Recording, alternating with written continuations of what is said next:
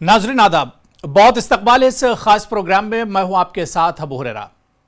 नाजरीन, जम्मू कश्मीर पर supreme court का 370 पर फैसला आने के बाद जम्मू कश्मीर की सूरत हाल बहुत हद तक बदल गई है, या यूं कहें कि जम्मू कश्मीर की जो सियासी सूरत हाल है उसकी तस्वीर बहुत हद तक बदली है।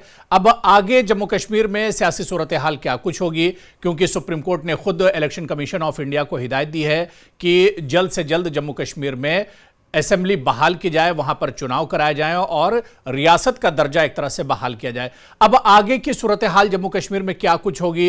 370 जम्मू कश्मीर और कश्मीर के लोगों के लिए बहुत बड़ा इशू है, लेकिन अब सुप्रीम कोर्ट के फैसले के बाद एक तरह से 370 के बाद की जो लाइफ है वो जम्मू कश्मीर में किस तरह की होगी और खासतौर से 370 के बाद की सियासत किस तरह की होगी, इसी पर आज बात करेंगे। मेरे साथ आज स्टूडियो में बहुत खास मेहमान जुड़े हैं। बहुत जल्दी अपने मेहमान का मैं आपसे तारुफ करा देता हूं। मेरे साथ डेमोक्रेटिक प्रोग्रेसिव आज़ाद पार्टी के chief spokes person Salman Nizami साहब हमारे साथ मौजूद हैं स्टूडियो में। सलमान निजामी साहब, आपका बहुत इस्तकबाल है न्यूज़ 18 JKLH में। सलमान निजामी साहब, क्योंकि 370 पर सुप्रीम कोर्ट का फैसला आने के बाद बहुत सी बातें हो चुकी हैं पहले ही, अगर जम्मू कश्मीर की सियासत आफ्टर 370 जो फैसला है इसके बाद हम देखें तो अब किस तरह से देखा जाए?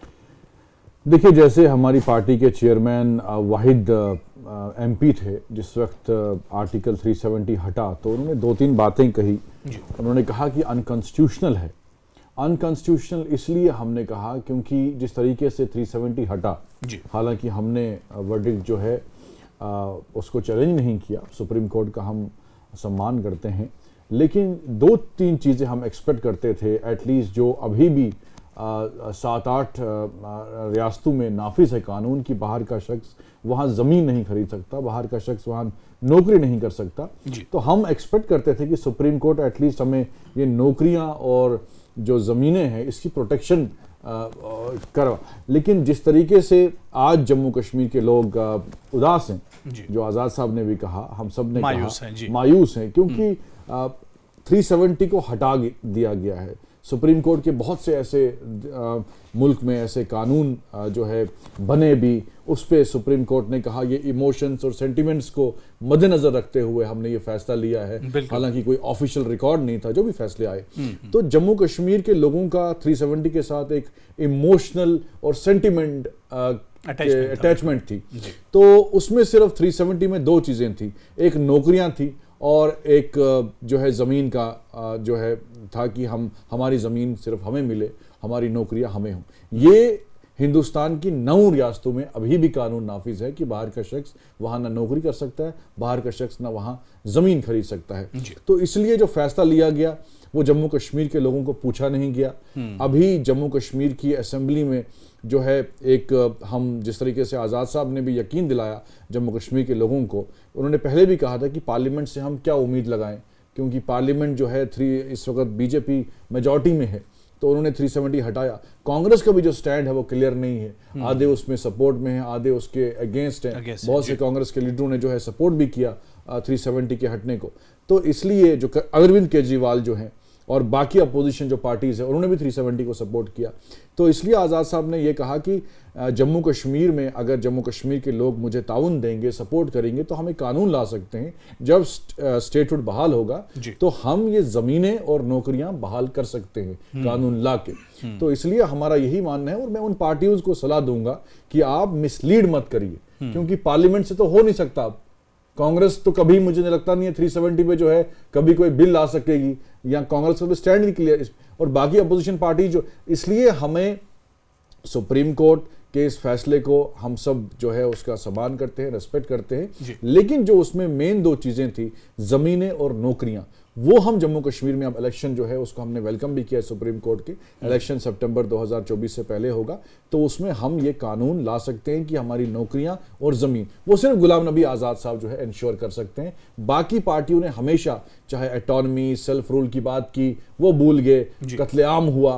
तो अब कत्लो गारत नहीं होनी चाहिए। आज़ाद साहब के 2.5 साल आप देखिए, आज़ाद साहब ने वहाँ डेवलपमेंट की, जो जम्मू कश्मीर में कॉलेज बने, यूनिवर्सिटियाँ बनी, तहसीलें बनी, नियाबतें बनी, डिस्ट्रिक्ट बनी। तो हमारा यही एजेंडा है। आज़ाद साहब मेहनती लीडर हैं, आपने देखा इस बर्फ में बारिश में वो गुरेज पहुंचे, लोगों से मिलते हैं, श्रीनगर 8-10 दिन बैठते हैं, लोगों के मसले हल करते हैं। जब लैंड इविक्शन ऑर्डर आया हमारी पार्टी ने प्रोटेस्ट किया, आपने कई डिबेट्स भी किए उस पर, हमने बारिश नहीं देखी, बर्फ नहीं देखी और वो बुलडोजर रुकाने में हम कामयाब भी हुए। तो इसलिए हमें लोगों के मसले उठाने हैं, लोगों के जज्बात के साथ खेलना नहीं है। हमें यही है हमारा मैनिफेस्टो कि हमने डेवलपमेंट करनी है। आज़ाद साहब की पार्टी हो या आज़ाद साहब खुद हो, हर इलेक्शन की रैली में हमने कहा कि बाकी पार्टियां दिखाएं कि उन्होंने कितनी डेवलपमेंट की। हमारे पास 2.5 साल हैं आज़ाद साहब के, और हम अगर जम्मू कश्मीर के लोग इंशाल्लाह हमें ताउन देंगे तो हमने डेवलपमेंट करनी है, हमने रोजगार करना है, हमने खून खराबा नहीं करना है,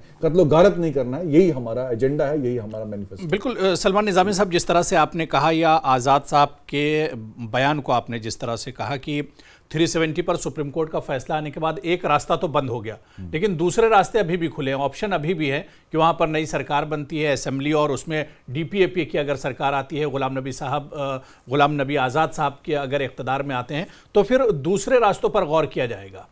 नहीं, बिल्कुल। देखिए, अब हम लोगों को मिसलीड करें कि हम 370 वापस दिलवाएंगे, जैसे आज़ाद साहब ने कहा, नहीं है। जी, वो मुमकिन नहीं है। बीजेपी जो है अभी देखिए, हाल ही में आपने देखा जिस वजह से हमें कांग्रेस छोड़नी पड़ी, बहुत से लोगों ने हम पे एलिगेशन भी लगाए, शायद मोदी जी ने सलूट पेश किया आज़ाद साहब को, कोई हमारे क्लोज, लेकिन आज वही लोग हमें मुबारकबाद पेश करते हैं कि कांग्रेस की हालत आपने देखी इन मेजर स्टेट्स में, जहां एक्स चीफ मिनिस्टर्स को हार का सामना करना पड़ा क्योंकि कांग्रेस की पॉलिसी नहीं है, कांग्रेस की स्ट्रेटजी नहीं है। अब 370 जो है वो नरेंद्र मोदी जी ने या अडवाणी जी ने या अटल बिहारी वाजपेयी ने नहीं दिया था।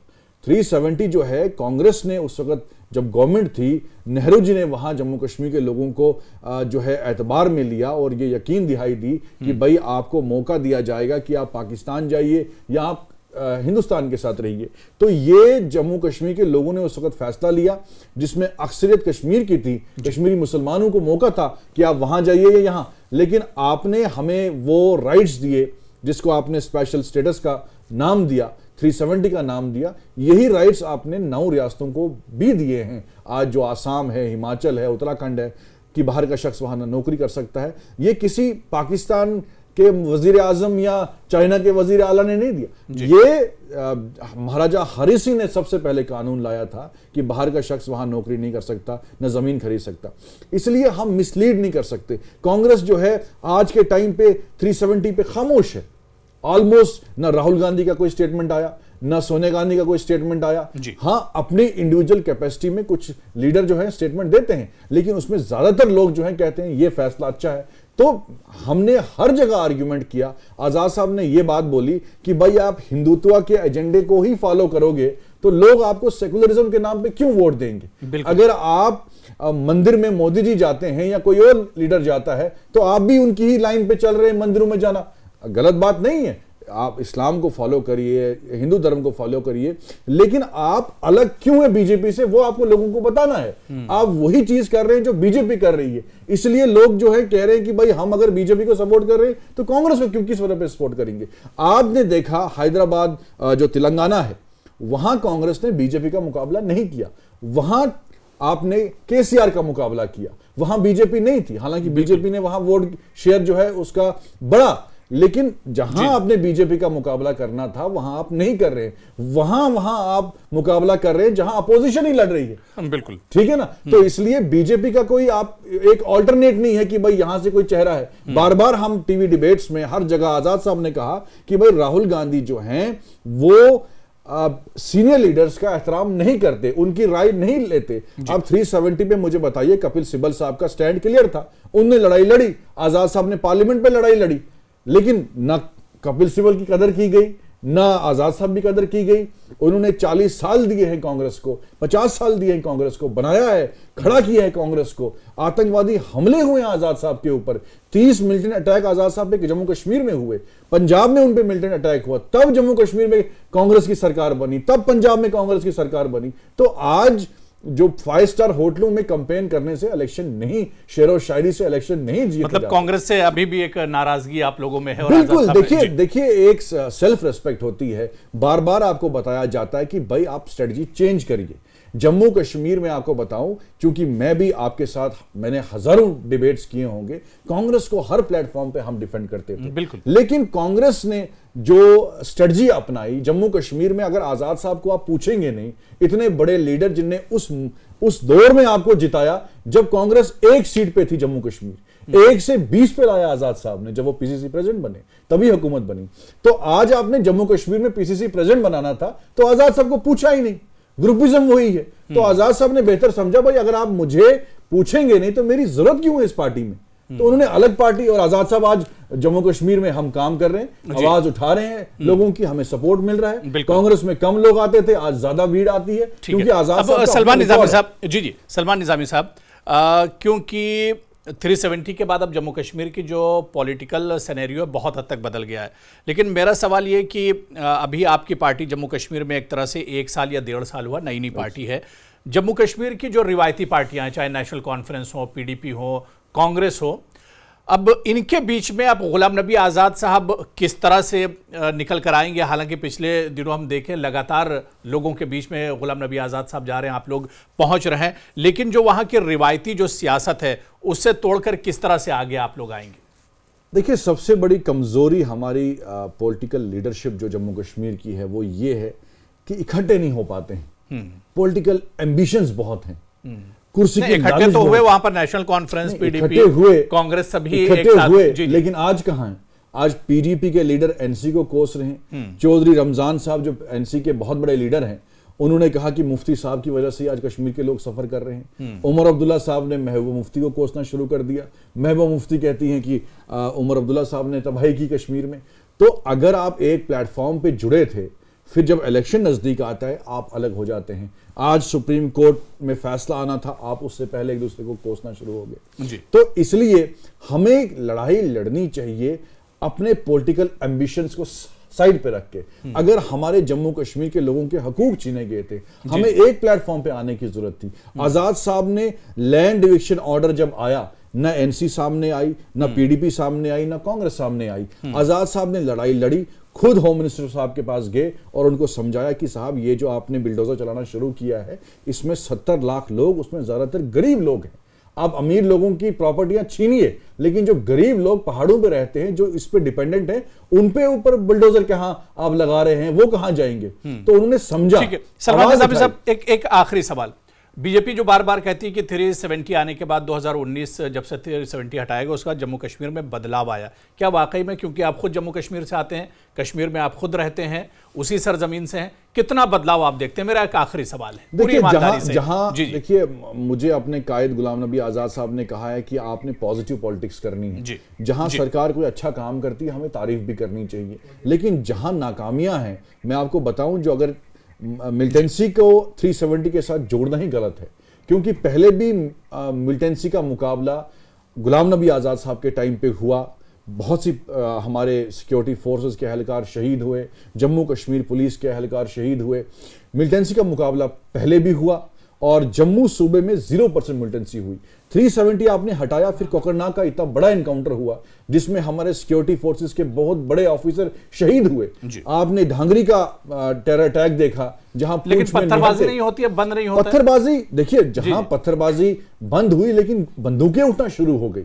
एक तरफ से आप कह रहे हैं कि मिलिटेंसी का हमने सफाया कर दिया, लेकिन कोकरनाग एनकाउंटर हुआ। आप देखिए हमारे जो यूथ है 12 लाख, ये मेरा अपना डाटा नहीं है, ये तो सरकार कहती है कि 12 लाख नौजवान जो है ड्रग्स में मुलविस हो गए। आज अनएम्प्लॉयमेंट हमारा रेट क्या है? हम डाउन हो गए हैं, नौकरियां नहीं है, स्कैम पे स्कैम हो रहे हैं। और तीसरी बात जो मेन मैं कहना चाहता हूं कि जिस तरीके से बीजेपी ने दावा किया था हमारे कश्मीरी पंडित भाई बहन कि हम उनको बसाने का काम करेंगे। लेकिन आपने देखा, आपने कई डिबेट्स भी उस पर की कि सिलेक्टिव किलिंग सबसे ज्यादा 370 के हटने के बाद हुई, चाहे उसमें सिख हों, कश्मीरी पंडित हों, चाहे उसमें माइग्रेंट लेबरर्स हों बिहार के और झारखंड के या बाहर के, सिलेक्टिव किलिंग्स तो बढ़ गई ना। तो इसलिए जो दावा आपने मिलिटेंसी का किया, बिल्कुल, यानी बदलाव तो हुआ, लेकिन जिस तेजी में ये जो दावे थे बदलाव के, उस तरह से बदलाव एक तरह से जमीन पर नहीं हुआ। बहुत बहुत शुक्रिया सलमान निजामी साहब हमारे साथ जुड़ने के लिए और बातचीत करने के लिए। तो नाज़रीन, हमारी इस खास पेशकश में अभी फिलहाल इतना ही। मुझे और पूरी टीम को इजाजत दीजिए। आदाब।